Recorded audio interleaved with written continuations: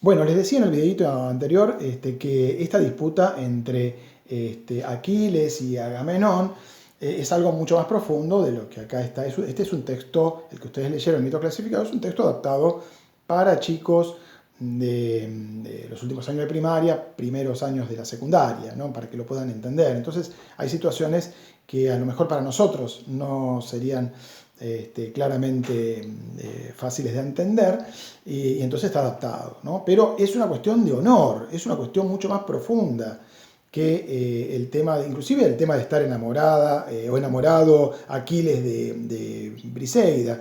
Imagínense que ella era una esclava, Aquiles tendría más de una esclava, entonces le daba lo mismo el amor de Briseida o no. Todo esto está como edulcorado para que se pueda entender y para que no nos resulte chocante. La realidad pasa por otro lado. La realidad pasa por el cultivo de lo que se llamaba en los griegos la arete. ¿Y qué era la arete? Arete era algo así, es intraducible estrictamente o literalmente, pero podemos decir que es algo así como la virtud, el honor, la excelencia, ¿no?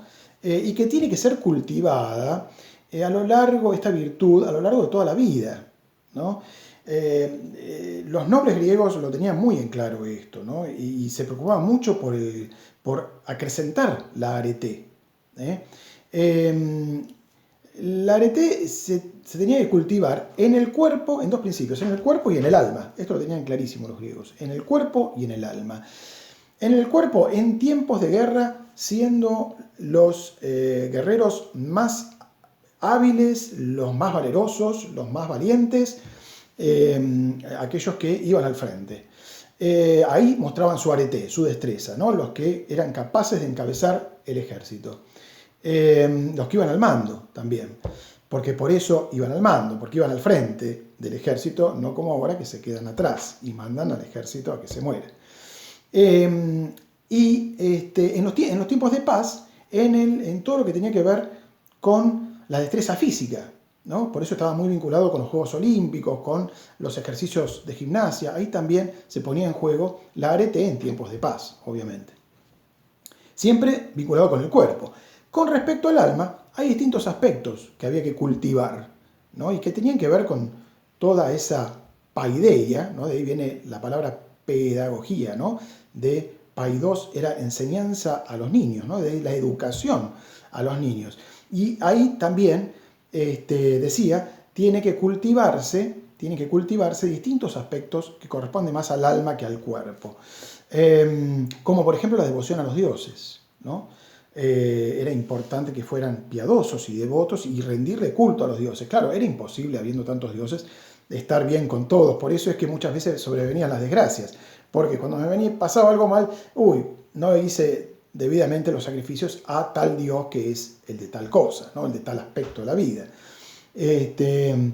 La devoción a los dioses era uno de los aspectos, ¿no? Otro, por ejemplo, el respeto a los ancianos, que actualmente quizás no se tiene. ¿Por qué? Por el gran desarrollo tecnológico con el que vivimos. Pero piensen que en esa época, más concretamente, si ustedes leen la Ilíada, más de una vez suspenden la guerra, la batalla, en plena guerra de Troya, suspenden la batalla para decir, vamos a pedir consejo a los ancianos, a ver cómo tenemos que proceder en este momento. ¿Por qué? Porque los ancianos eran los que más sabían. ¿eh? No había tanta evolución de los saberes, ni tanto desarrollo tecnológico. Entonces, a la hora de ganar una guerra, los que más sabían eran aquellos que habían pasado por muchas guerras, y esos eran los ancianos. Y entonces se les tenía en cuenta su opinión, su consejo, casi una orden era, porque los ancianos eran sumamente respetados.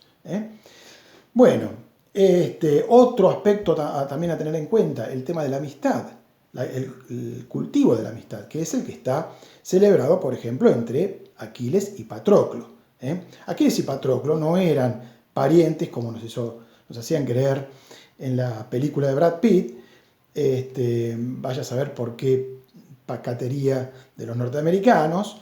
A lo mejor porque no entienden las lágrimas y la desesperación y cómo se arrancaban los cabellos Aquiles por Patroclo, en fin, quisieron hacer un parentesco ahí, como que eran primos y por eso le dolía tanto.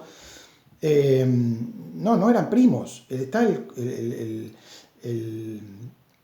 la amistad profunda entre los dos. Es un canto a la amistad en esa parte en que Aquiles llora por la muerte de Patroclo y decide salir a combatir.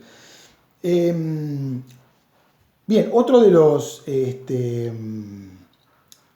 aspectos también es la familia, ¿no? En ese sentido, el guerrero más valeroso se completa más todavía si era un buen padre, un buen esposo, ¿no? Es decir, era una persona integral, no solamente ser un buen batallador, sino también ser un buen padre o madre de familia, ¿no? Eso es parte de la virtud, ¿se entiende?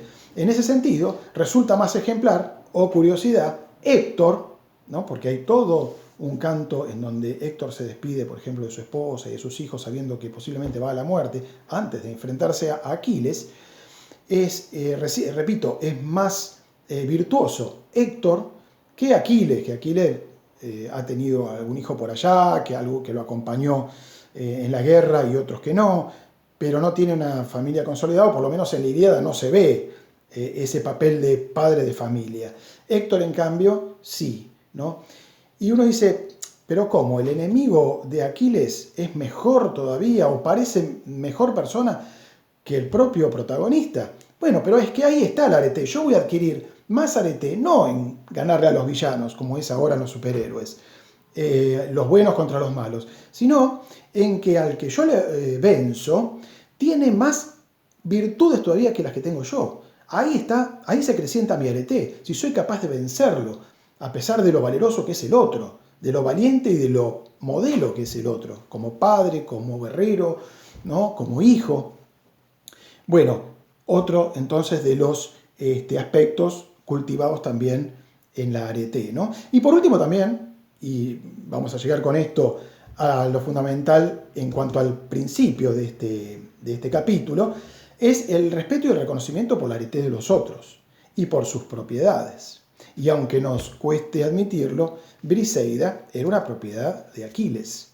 Y cuando Agamenón decide quitarle a Briseida sin su permiso, está desconociendo la arete de Aquiles. Diríamos hoy ninguneándolo. Estaría dejándolo apartado totalmente, diciendo no me importa lo que sos, no me importa quién sos. Hago lo que me gusta y lo que quiero. Y hay que tener en cuenta también que, si bien acá aparece como que Agamenón era el rey de Aquiles, Agamenón era un general en jefe del ejército, pero no era, en sentido de la nobleza, no estaba en un estado mayor que Aquiles. Aquiles era el hijo del rey de los Mirmidones y Agamenón era rey, como su hermano Menelao y como tantos otros reyes que aparecen también ahí, cada uno con su pueblo y con su nación, unidos en un ejército griego consolidado. Pero en realidad, en términos de arete, Agamenón no está por encima de Aquiles. Estarían en un mismo nivel, por eso es que Agamenón tendría que haber reconocido a Aquiles. Sigo en otro videíto.